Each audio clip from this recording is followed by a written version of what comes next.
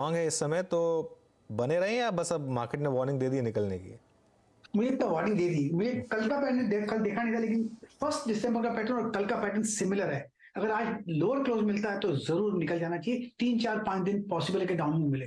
Long से तो निकल जाना चाहिए।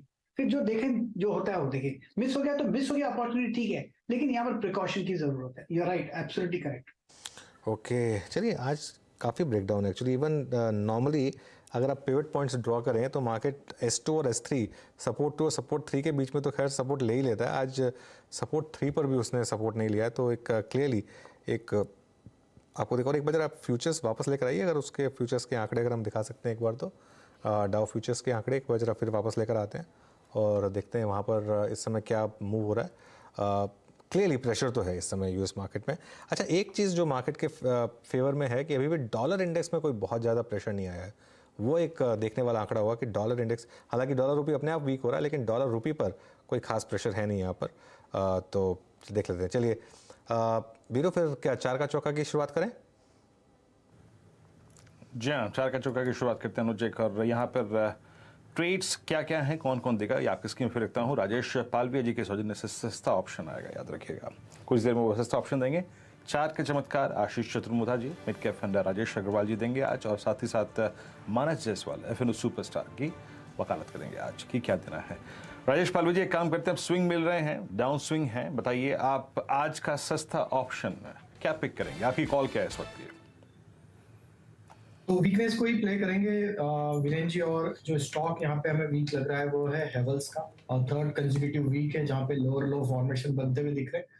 तो हम यहाँ पे 1140 की स्ट्राइक का पुट ऑप्शन बाय करने की सलाह देंगे हेवल्स में।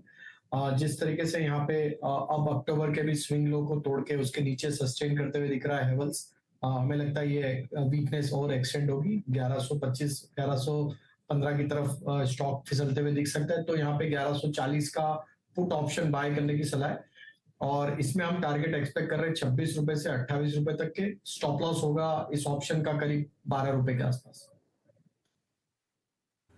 ओके, हेवल्स की पुट याद रखिएगा। ये वाइट गुड सेगमेंट का सेगमेंट वो सेगमेंट है जो कि बाजार की तेजी में रत्ती भर पार्टिसिपेट नहीं कर रहा था। और आप जनाब जब पुट लेने की बात कर रहे हैं राजेश पालवे जी, याद रखिएगा CY22 के सेकेंड हाफ के सबसे लोएस्ट लेवल पे ट्रेड करता हुआ Havells at day low, Havells at 6 month low put option की वकालत की गई है राजेश पालवी जी द्वारा। करीब 1140 के put option for possible target of 2628, 17 रुपए 70 पैसे पे ये पुट ऑप्शन ट्रेड करता हुआ। FNO सुपरस्टार मानस जी, बताइए क्या पिक कर रहे हैं आप? अब पे एक सेल रिकमेंडेशन है, क्योंकि बाटा में देखिए तो 1668 के आसपास एक सपोर्ट था, लेकिन स्टॉक ने उसको ब्रीच किया, उसके नीचे फिसला है। वहां पर वॉल्यूम देखने को मिले और ये कंसोलिडेशन के बाद का ब्रेकडाउन है। आई थिंक यहाँ पर गिरावट और बढ़ सकती है। अब फ्यूचर में हमें बिकवाली करनी है, जो कि डिस्काउंट में चल रहा है। 1655 के आसपास फ्यूचर चल रहा है, तो वहां बिकवाली करेंगे। 1676 का आपको स्टॉप लॉस रखना है, तो करीब करीब 20 रुपए का रिस्क है। लेकिन नीचे की तरफ 1610 तक के भाव आपको बाटा में देखने को मिल सकते हैं। ऑप्शन ट्रेड भी ले सकते हैं, जो कि 1660 का पुट ऑप्शन है, वहां पर आप खरीदारी करिए। 39 रुपीज के आसपास के भाव चल रहे हैं। 39 के भाव के प्राइस पे आप 1660 का पुट ऑप्शन लीजिए। स्टॉप लॉस 29 रुपीज के रहेंगे और 60 रुपए के टारगेट रखेंगे। ओके, ठीक है। चलिए अब आशीष चतुर्मुधा के पास चलते हैं और उनसे ले लेते हैं उनकी कॉल चार्ट का चमत्कार में। आशीष जी बताइए। जी, तो अनुज आज मैं थोड़ा सा बाजार को लेके कॉशियस व्यू हम भी रख रहे हैं, क्योंकि जिस तरह से डिप मिला है तो उस, और खास तौर पे 18,500 को बाजार जब रेस्पेक्ट नहीं कर रहा है, तो हो सकता है यहाँ पर एक हमें ब्रेक देखने को मिले, जो कंसोलिडेशन का ब्रेकडाउन होगा, और तब शायद 18,200 की भी जगह बन सकती है। तो ओवरऑल ऐसे माहौल में एग्रेसिव लॉन्ग को अवॉइड करेंगे। एक स्टॉक जो मुझे वीक लगता है, जो कि फंडामेंटली काफी अच्छा था, पर यहाँ पर अब हम देख रहे हैं ट्रेंड काफी समय से खराब चल रहा है, वो है आरती इंडस्ट्रीज का स्टॉक। वीकली मंथली सभी पैरामीटर पे आप देखेंगे तो ये stock consistently lower top lower bottom बना रहा है, और आज ये 4 महीने के अपने लोज को ब्रीच करने की तैयारी कर रहा है। तो मेरे हिसाब से यहाँ पर पे डाउन साइड गिरा सकती है। 615 तक के लेवल मैं समझता हूं आरती इंडस्ट्रीज के स्टॉक में देखने को नजर आएंगे। 655 के स्टॉप लॉस के साथ आरती इंडस्ट्रीज मुझे एक वीक कैंडिडेट लगता है, तो अगर से कोई लॉन्ग साइड पे इस स्टॉक में बना है तो यहां से मुझे लगता है थोड़ी गिरावट बनेगी। पोजीशन को हल्की करने की सलाह इन लेवल्स पे मेरी आरती इंडस्ट्रीज पर रहेगी। ओके, आरती इंडस्ट्रीज पर एक सलाह रहेगी इस समय पोजीशंस हल्की करने की। मिड कैप फंडा राजेश अग्रवाल जी की तरफ से। राजेश जी। देखिए, जो स्टॉक हमने चुना है वो अभी हम लोग थोड़ी देर पहले ऑटो की बात कर रहे थे, तो ऑटो से रिलेटेड कंपनी है सीएट टायर्स। मुझे लगता है कि वहाँ पे ध्यान देना चाहिए। वॉल्यूम ग्रोथ बहुत अच्छी नज़र आ रही है, कारण कि एक तो ऑटो के नंबर्स बेहतर आ रहे हैं, दूसरे रिप्लेसमेंट डिमांड बढ़ती हुई नज़र आ रही है।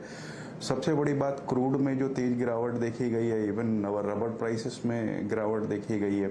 दूसरी तिमाही में भी अगर आप देखेंगे तो मार्जिन्स में एक्सपेंशन हुआ था, और अब जबकि क्रूड और रबड़ दोनों में गिरावट देखी जा रही है, जो कि 60% रॉ मटेरियल का हिस्सा होती है, तो मुझे लगता है मार्जिन और भी एक्सपैंड होते हुए नजर आएंगे। वॉल्यूम बढ़ता हुआ नजर आ रहा है। आने वाले दिनों में मुझे लगता है कि बहुत अच्छा रिटर्न दे सकता है। छोटी अवधि की बात करूं तो 970-980 के टारगेट रखने चाहिए, बट थोड़ी सी मध्यम अवधि के लक्ष्य हो तो 2200 के टारगेट इसमें आ सकते हैं। यहाँ पे हमारी खरीदारी की सलाह है। ओके, यहाँ पर समय सीएट में खरीदारी की सलाह राजेश जी की तरफ से।